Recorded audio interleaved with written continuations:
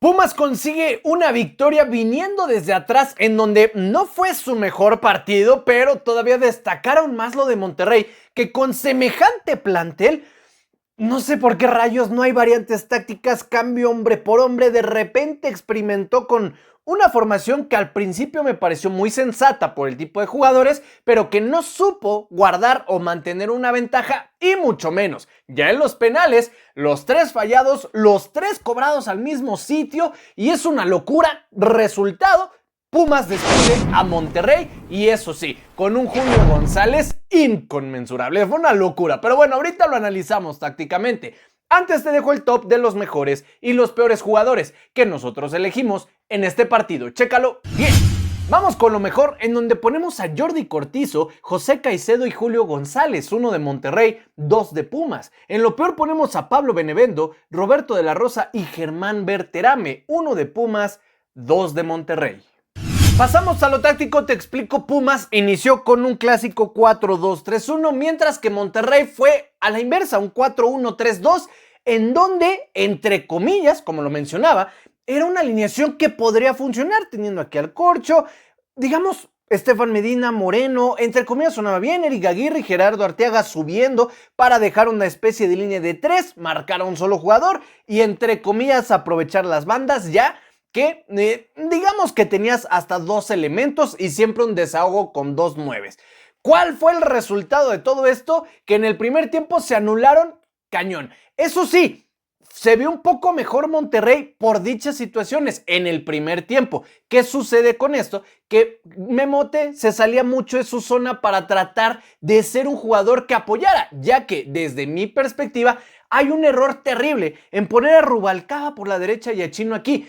No es que esté mal, Chino es su perfil en donde juega bien, en donde más acostumbra a ser titular, pero tampoco se le ha visto mal jugando a perfil natural y a Rubalcaba también a su perfil natural. Cuando hacen esos cambios, luce muy bien, si es que los quieres poner a los dos juntos o trata de experimentar con otras situaciones. El tema es que los pusieron aquí y Chino era el que trataba de generar juego por esta banda, pero Pusetto y de igual manera Rubalcaba, ¡qué barbaridad! Estuvieron perdidísimos. ¿Por qué razón? Porque sí, trataban de hilar pases, pero cualquier cosita, Rubalcaba buscaba al extremo, Pusetto lo buscaba para generar paredes o triangulaciones hacia Memote y se encontraban con dos cosas, que si Memote estaba en su posición tenía hasta doble marca y aquí era un mano a mano, Chino generaba el desmarque.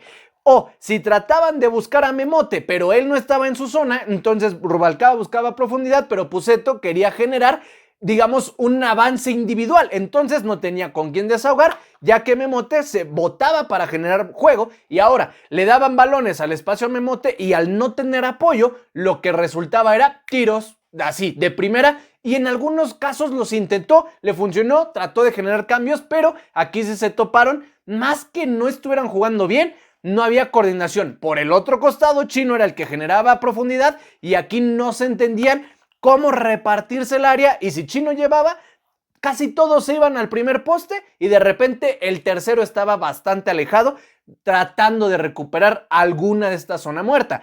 Ahora, ¿qué sucede cuando se empiezan a generar otros cambios? Eso sí, destacar algo, el duelo fue una chulada y creo que aquí estamos de acuerdo. Entre Cortizo y de verdad lo de Caicedo fue una locura. Para mí, de los dos mejores de cada uno de los equipos, independientemente de lo de Julio González, que le estuvo en otro nivel, pero Monterrey estaba, vaya, si Pumas no tenía coordinación, a lo mejor Monterrey la tenía, pero no tenía creatividad más que el ya mencionado Jordi Cortizo.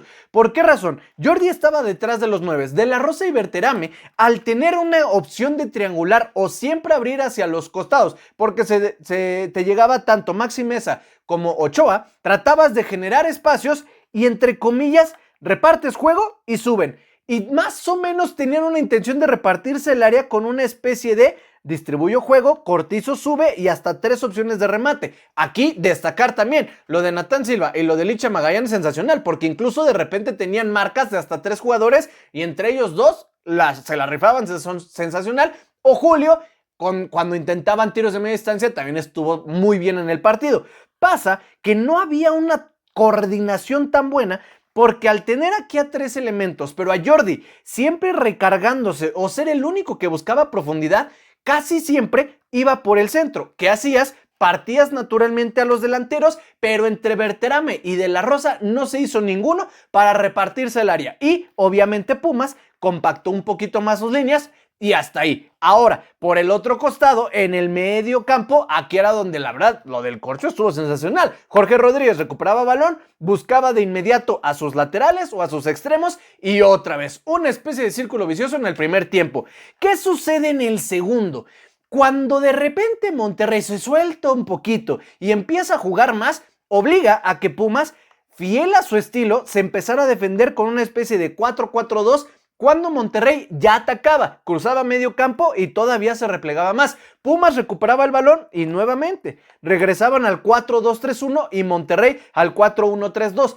Pasa que Monterrey cambia la postura un poquito, empieza a generar un ataque 4-4-2 y defensa 4-4-2. Digamos que ya no había tanta opción de tener a un solo contención y más elementos detrás de los 9, porque ya tenías sí a tus dos referencias de ataque, pero ahora buscabas abrir más el campo. ¿Les funcionó? Sí, porque ya entró Tecatito Corona, entraron otros jugadores en donde ya había más vértigo. Brandon Vázquez, que si bien no ha estado fino, no solo en este partido, sino ya de hace rato, te genera ciertos juegos en donde De La Rosa y Berterame no te lo ofrecían porque Brandon iba a los duelos, así fueran balones sueltos, él los iba a corretear y naturalmente abres a la saga. Justo de una de esas jugadas, que sí fue polémica, al final de cuentas no la terminaron anulando porque el jugador involucrado no participa en esa jugada, se genera la opción de tener un 4-2-4, te atacan varios elementos y como tienes muy repartida toda la cancha,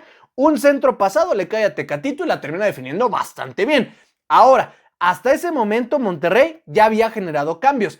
Pasa que Pumas empieza a hacer también sus cambios, pero me gustó esta propuesta de Gustavo Lema. Creo que se le empiezan a encontrar variantes, porque cambia a una línea de 3 centrales, pero pone, llamémosle una especie de un 5-3-2, pero con la opción de, ok, a estos 3, aquí me los dejas, aquí sí, porque nos están atacando con 2 9, 3 aquí, pero a estos 2 les vamos a dar toda la libertad de subir. Ya entró Robert Dergas, de igual manera ya estaba Funes Mori, pero la opción aquí me llamó la atención, porque sacaron a Memote. Yo creía que lo iban a mantener, no. Pusieron a Chino como segundo 9 y entonces dejaron a Rubalcaba que se distribuyera como ese media punta o ese enganche, teniendo a Piero Quispe también cuando ella entró y de igual manera a Trigos. Eso sí, el sacrificio de Caicedo fue vital. ¿Qué sucede? Que al tener estos 3 aquí, ya aseguras la marca de 2. Tienes a 2 carrileros que los vas a dejar subir y bajar o prácticamente subir porque te distribuyes bien con tus 3 centrales y entonces obligas a que Monterrey no distribuya su campo de otra manera, sino que compactó sus líneas, es decir, regaló las bandas y es ahí donde noto el principal error del Tano. Si ya te están dando la libertad de que prácticamente van a abandonar la defensa únicamente con 3 centrales, haz cambios de formación, vuelve otra vez a tu 4-1-3-2 y entonces obligas, como tendrías aquí a 3 elementos, a que también no solo haya 3 centrales, sino que incluso hasta 2 contenciones u otro más para un mano a mano y que no te quedes, digamos, en desventaja. ¿Cuál es la situación? No, sigo con mi 4-4-2, pero ahora más compactito. ¿Para qué? Para cerrar el arco, porque ahí está. ¿Qué sucede? Que obviamente al buscar la profundidad de bandas, naturalmente tienen que salir al choque los laterales y entonces en uno de estos con un trazo sensacional de Ergas a segundo poste, el cual Andrada dio un buen partido, pero en los centros y en los balones aéreos así estuvo perdido, los techaron por completo. Entra Funes Mori en medio de los 2 centrales y remata de una manera sensacional. ¿Por qué? Por el error de no cambiar formación, hombre por hombre, y cierro mis líneas. Mal. ¿Por qué? Porque Pumas te va a obligar a abrirte y en una de esas era más que obvio que tus laterales se tendrían que abrir y ya eran mano a mano centrales con delanteros y ahí sí tenías más las de perder por la calidad de buenos rematadores que tiene Pumas.